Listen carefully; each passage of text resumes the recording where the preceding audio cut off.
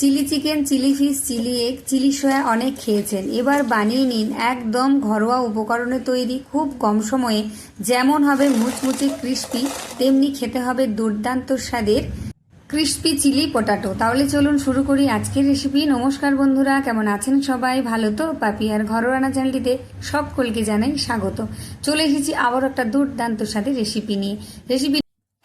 রেসিপিটা তৈরি করার জন্য প্রথমেই আমি দুখানা মিডিয়াম সাইজের আলু নিয়েছি, আর আলুগুলো খোসা ছাড়িয়ে জলের মধ্যে দিয়ে দিয়েছি, কারণ আলুগুলো বাইরে কেটে রাখার পর সঙ্গে সঙ্গে কালো হয়ে যায়। এবার আলুগুলোকে আমি কেটে নেব। তার আগে আলুগুলোর চারিধার থেকে এইভাবে একটু কেটে বাদ দিয়ে দিতে হবে। ঠিক যেরকম আমরা ফ্রেঞ্চ ফ্রাইয়ের জন্য আলু কেটে নিই, ঠিক সেইভাবেই আলুগুলোকে কেটে নিতে হবে। চারিধারগুলো এইভাবে একটু টুকরো করে কেটে একটা চৌকো আকারে নিয়ে নিতে হবে প্রথমে, তারপর স্লাইস করে কেটে নিতে হবে। খুব বেশি মোটা না, খুব বেশি পাতলা না। তারপর লম্বায় লম্বায় কেটে নিতে হবে, ঠিক যেরকম আমরা ফ্রেঞ্চ ফ্রাই তৈরি করি এইভাবে একটু কেটে নিতে হবে। সমস্ত আলুগুলোই কিন্তু এইভাবে আমি কেটে নিয়েছি। দেখুন, এর থেকে খুব বেশি মোটা করব না, তাহলে কিন্তু ক্রিস্পি হবে না, আর খুব বেশি পাতলাও করব না, তাহলে কিন্তু আলুগুলো সেদ্ধ হওয়ার পর খুব তাড়াতাড়ি ভেঙে যাবে। এবার আলুগুলোকে আমি সমস্তটাই জলের মধ্যে দিয়ে দেব, কারণ আলুগুলো বাইরে রাখলে কালো হয়ে যাবে, তাই আলু কাটার পরে সাথে সাথে জলে দিয়ে দিতে হয়। এবার একটা বড় সাইজের ক্যাপসিকামের অর্ধেকটা নিয়ে নিয়েছি। আমি এখানে সবুজ ক্যাপসিকাম নিয়েছি, পাতলা পাতলা করে স্লাইস করে কেটে নিচ্ছি। তবে আপনাদের হাতের কাছে যদি ইয়েলো ক্যাপসিকাম বা রেড ক্যাপসিকাম থাকে, তাহলে 3 রকম মিশিয়ে আপনারা নিয়ে নিতে পারেন। ক্যাপসিকামটাকে একদম পাতলা পাতলা করে কেটে নিয়েছি। চলুন, কাটা হয়ে গেছে। এবারে এটাকে আমি একধারে রেখে দেব। এদিকে একটা কড়াইতে আমি আগে থেকে বেশ কিছুটা জল দিয়ে গ্যাসটাকে জ্বালিয়ে দিয়েছি। দিয়ে দিলাম 1 চা চামচ নুন। এবার এর মধ্যে আমি ধুয়ে রাখা আলুগুলো এক এক করে দিয়ে দেব। আলুগুলো দিয়ে ঢাকা দিয়ে মোটামুটি আমি 2 মিনিট মতন হাই হিটে এটাকে আমি সেদ্ধ করে নেব। খুব বেশি সেদ্ধ করার প্রয়োজন নেই, 2 মিনিট মতো ঢাকা দিয়ে রাখলেই হবে।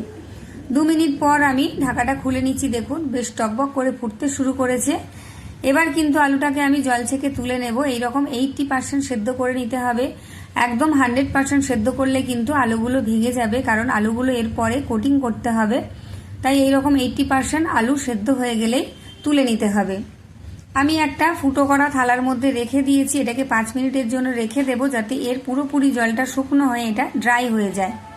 5 মিনিট পর আমি ফিরে এলাম। আলুটা মোটামুটি ড্রাই হয়ে গেছে। এবার একটা কাচের বোল নিয়ে নিয়েছি। সমস্ত আলুগুলোকে এর মধ্যে আমি দিয়ে দেব। যারা এতক্ষণ ভিডিও দেখা শুরু করেছেন অথচ একটা লাইক দেননি, অবশ্যই একটা লাইক দিয়ে দিন আর হাইপ দিয়ে দিন। দিয়ে দিলাম সামান্য পরিমাণ নুন, আর দিয়ে দিচ্ছি আমি 1/2 চা চামচ মতো এখানে ভিনিগার। এতে করে যেমন একটা ক্রাঞ্চি ভাব আসবে, তেমনি খেতেও সুন্দর লাগবে। আর দিয়ে দিলাম এখানে শুকনো লঙ্কার গুঁড়ো 1/2 চামচ। এবার একটু ভালো করে আলতো হাতে মেখে নিতে হবে। আমি এখানে চামচ দিয়ে মেখে নিচ্ছি, আপনারা চাইলে এখানে হাত দিয়েও মেখে নিতে পারেন, বা এইভাবে বোলটাকে একটু নাড়াচাড়া করলে কিন্তু সুন্দরভাবে সমস্ত আলুর গায়ে নুন আর লঙ্কার গুঁড়ো ভিনিগার মিশে যাবে। এইভাবে হালকা হাতে একটু নেড়েচেড়ে নিয়েছি। এবার এর মধ্যে দিয়ে দেব আমি সামান্য কিছুটা গোলমরিচের গুঁড়ো। এই রেসিপিতে কিন্তু গোলমরিচের গুঁড়োটা ভীষণ ভালো লাগে, আপনারা অবশ্যই দেবেন। আর দিয়ে দিলাম এখানে 1 টেবিল চামচ চালের গুঁড়ো। এতে করে ভীষণ মুচমুচে হবে যেমন, তেমনি আলুর গায়ে যে ময়েশ্চারটা আছে সেটাও শুকনো হয়ে যাবে। আর দিয়ে দিচ্ছি এখানে 1 টেবিল চামচ কর্নফ্লাওয়ার। আপনারা এখানে চালের গুঁড়োর বদলে ময়দাও ব্যবহার করতে পারেন। এবার ভালো করে একটু আলতো হাতে নেড়ে চেড়ে মিশিয়ে নিতে হবে। খুব হালকা হাতে মিশিয়ে নিতে হবে, যাতে আলুগুলো ভেঙে না যায়। আপনারা হাত দিয়েও মেখে নিতে পারেন। এবার অল্প অল্প করে একদম জলের ছিটা দেব, একদম সামান্য সামান্য, যাতে করে যে এক্সট্রা চালের গুঁড়ো আর কর্নফ্লাওয়ার আছে সেটা আলুর গায়ে লেগে সুন্দরভাবে একটা মোটা হয়ে কোটিং তৈরি হয়ে যায়। এইভাবে আলতো হাতে একটু নাড়াচাড়া করতে হবে, আর অল্প অল্প করে কিন্তু কর্নফ্লাওয়ারের গুঁড়ো দিতে হবে। যতক্ষণ না একটা গায়ের মধ্যে মোটা লেয়ার আসছে, ততক্ষণ এটাকে অল্প অল্প করে কর্নফ্লাওয়ার বা ময়দা দিয়ে মিশিয়ে সুন্দর করে মেখে নিতে হবে। দেখুন, এখানে কিন্তু কোটিং হয়ে গেছে, সুন্দরভাবে কিন্তু একটা মোটা লেয়ার তৈরি হয়ে গেছে। এবার এটাকে আর বেশিক্ষণ রাখবো না, এটাকে আমি ভেজে নেব। কোটিং করার পর কিন্তু বেশিক্ষণ রাখবেন না, তাহলে এটা নরম হয়ে যাবে। এদিকে আগে থেকে আমি বেশ কিছুটা তেল কড়াইতে দিয়ে গরম করে নিয়েছি, আর তেলটা ঠিকঠাক গরম হয়েছে কিনা তার জন্য 1 টুকরো আলু প্রথমে দিয়ে আমি দেখে নিয়েছি। তারপর সমস্ত আলুগুলোকেই এখানে দিয়ে সাথে সাথে নাড়াচাড়া করা যাবে না, শুধুমাত্র কড়াই ধরে একটু এইভাবে নেড়েচেড়ে দিতে হবে। 4 থেকে 5 সেকেন্ড পর এইভাবে একটু নাড়াচাড়া করে নিতে হবে। যতক্ষণ না আলুটা একটু ক্রিস্পি ভাবে ভাজা হয়ে যাচ্ছে ততক্ষণ কিন্তু বেশি নাড়াচাড়া করা যাবে না। আলুগুলোকে মিডিয়াম টু হাই আঁচে ভেজে নেবেন, তাহলে আলুগুলো ভীষণই ক্রিস্পি হবে। আলুগুলো এই পর্যায়ে দারুণভাবে ভাজা হয়ে গেছে, একদম ক্রিস্পি হয়েছে। সমস্ত আলুগুলোকেই আমি তেল ছেঁকে তুলে নিচ্ছি, আর দেখুন কতটা ক্রিস্পি হয়েছে, আবার শুনলেই বুঝতে পারবেন। আর যেগুলো বেঁচে আছে ভাজতে বাকি আছে সেগুলো আমি এইভাবে ভেজে নিচ্ছি। আর এতটাই ক্রিস্পি হয়েছে, এই সময় কিন্তু বাচ্চাদের আপনারা সসের সাথে দিলে ভীষণ ভালোবেসে খাবে, খুব ভালো লাগবে, ছোট বড় প্রত্যেকের ভালো লাগবে। ভীষণ মুচমুচে হয়েছে, এই সময়ে খেতে কিন্তু ভীষণ ভালো লাগবে চায়ের সাথে। চলুন একটা সস তৈরি করে নেব পুরো রেসিপিটা তৈরি করার জন্য। তার জন্য আমি একটা কড়াই বসিয়ে 4 টেবিল চামচ তেল দিয়ে দিয়েছি, আর দিয়ে দিচ্ছি এখানে হাফ চামচ মাপের রসুন কুচি। 8 থেকে 10 কোয়া রসুন আমি এইভাবে কুচি করে দিয়েছি। দিয়ে দিলাম 1 চামচ আদা কুচি। গ্যাসটাকে লোতে রেখে আদা আর রসুনটাকে একটু নেড়েচেড়ে ভেজে নেব, যাতে এর থেকে কাঁচা গন্ধটা চলে যায়। এবার নিয়ে নিয়েছি একটা মিডিয়াম সাইজের পেঁয়াজ কুচি, এটাও দিয়ে দেব। তবে সবকিছুকে খুব বেশি আমি লাল করে ভাজবো না, একটু ক্রাঞ্চি ভাব থাকবে সেরকম করেই ভেজে নেব।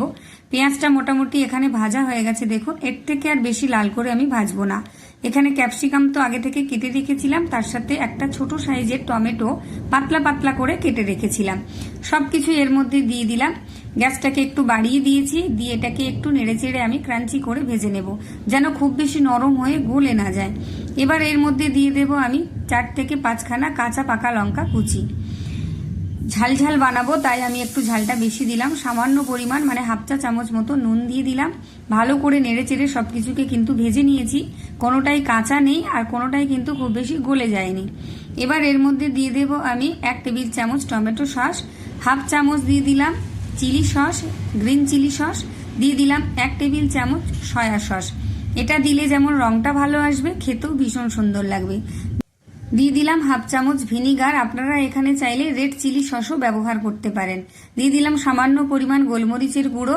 গোলমরিচের গুঁড়োটা এই গ্রেভিতেও দেবেন, ভীষণ ভালো লাগবে খেতে। সবকিছুকে একটু নেড়ে চেড়ে নিচ্ছি, গ্যাসটাকে লোতে রেখে দিয়েছি। এবার দিয়ে দিলাম এখানে হাফ চামচ কাশ্মীরি লঙ্কার গুঁড়ো, কালারটা সুন্দর করার জন্য।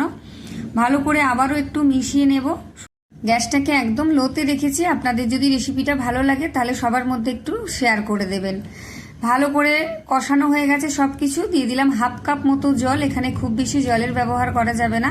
ভালো করে একটু মিশিয়ে নিচ্ছি, সমস্তটাই কিন্তু সুন্দর করে তৈরি হয়ে গেছে। দিয়ে দিলাম সামান্য পরিমাণ চিনি স্বাদের জন্য, আর গ্রেভিটাকে ঘন করার জন্য দিয়ে দিলাম হাফ চামচ কর্নফ্লাওয়ার। আপনারা যদি চিনি দিতে পছন্দ না করে না দিতে পারেন, তবে দিলে কিন্তু স্বাদের ব্যালেন্স আসবে, খেতে ভীষণ ভালো লাগবে। ভালো করে আবারও মিশিয়ে নিলাম, একদম রেডি হয়ে গেছে গ্রেভিটা। এবার এর মধ্যে দিয়ে দিচ্ছি আমি ভেজে রাখা ক্রিস্পি পটাটো চিপসগুলো। আপনারা চাইলে প্রথমে 50% ভেজে তুলে রাখতে পারেন, তারপর এই গ্রেভিতে দেওয়ার আগে আবার 50% ভেজে নিতে পারেন আলুগুলো। সব কটা দিয়ে দিলাম। কয়েকটা ভাজা কিন্তু খাওয়া হয়ে গেছে, খেয়ে নিয়েছে বাড়ির বাচ্চারা। ভালো করে একটু মিশিয়ে নিচ্ছি। কালারটা দেখুন কতটা সুন্দর এসেছে, একদম জিভ দিয়ে জল এসে যাওয়ার মতো রং এসেছে, আর খেতেও হবে দুর্দান্ত, আর সুন্দর একটা গন্ধ বেরিয়েছে। ওপর থেকে ছড়িয়ে দিলাম কিছুটা ধনেপাতা কুচি, আর দিয়ে দিচ্ছি আমি 1 চামচ সাদা তিল। এটা দিলে যেমন দেখতে সুন্দর লাগবে, তেমনি খেতেও ভীষণ ভালো লাগবে। একবার কিন্তু বাড়িতে অবশ্যই বানিয়ে খাবেন, খেয়ে আমাকে কমেন্ট করে জানিয়ে যাবেন যে কেমন হয়েছে। দেখুন রেসিপিটা কিন্তু আমার একদম রেডি হয়ে গেছে। আমি গ্যাস বন্ধ করে দিয়েছি, ভালো করে নাড়াচাড়া করে মিশিয়ে তারপর এটাকে আমি নামিয়ে পরিবেশন করে দেখাচ্ছি যে কতটা সুন্দর আর কতটা লোভনীয় হয়েছে। গরম গরম রুটি, পরোটা, লুচি বা পোলাও, ফ্রাইড রাইসের সাথে কিন্তু ভীষণ ভালো লাগবে, ছোট বড় প্রত্যেকের ভালো লাগবে। চিলি চিকেন বা এগ চিলি অনেকেই খেতে পছন্দ করেন না, বা সয়াবিন চিলিও খেতে পছন্দ করেন না, তাদের জন্য কিন্তু এটা একদম পারফেক্ট রেসিপি। যদি ভালো লাগে তাহলে অবশ্যই আমার চ্যানেলটা সাবস্ক্রাইব করে পাশে থাকা বেল আইকনটি প্রেস করে রাখবেন, আর লাইক করবেন, হাইপ করবেন, সাবস্ক্রাইব করবেন, শেয়ার করবেন। আর ফেসবুক থেকে দেখলে অবশ্যই পেজটা ফলো দিয়ে রাখবেন, একটা লাইক দেবেন। আর আমার রেসিপিটা কেমন লাগলো অবশ্যই কে কোথা থেকে দেখেছেন কমেন্ট করে জানিয়ে যাবেন। আজকের মতো টাটা, আবার দেখা হচ্ছে অন্য কোনো দিন অন্য কোনো রেসিপি নিয়ে। ততক্ষণের জন্য সবাই ভালো থাকবেন, সুস্থ থাকবেন। সকলকে অসংখ্য ধন্যবাদ।